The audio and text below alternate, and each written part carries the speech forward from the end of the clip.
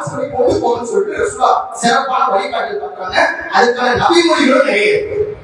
நம்ம பொதுவா பார்க்கிறோம், பொதுவா சொல்லக்கூடியதுதான் இன்னா லில்லாஹி வ இன்னா இலைஹி ராஜிஊன்.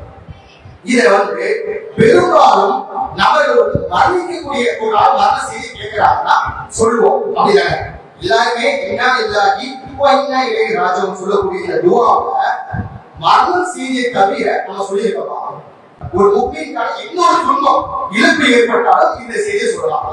இப்படிப்பட்ட செய்தியில கூடுதலாக ஒரு வார்த்தை இருக்கு, இன்னா லில்லாஹி வ இன்னா இலைஹி ராஜிஊன். அல்லாஹும்ம ஆஜுர்னி ஃபீ முஸீபத்தி வக்லிப் லி கைரன் மின்ஹா. இப்படி ஒரு துஆ இன்னா லில்லாஹியோட சேர்ந்தே வரும். இறைவா, எனக்கு இப்போ ஒரு நஷ்டம் ஏற்படுகிறது, இழப்பு ஏற்பட்டது, இதற்கான கூலியை தான்.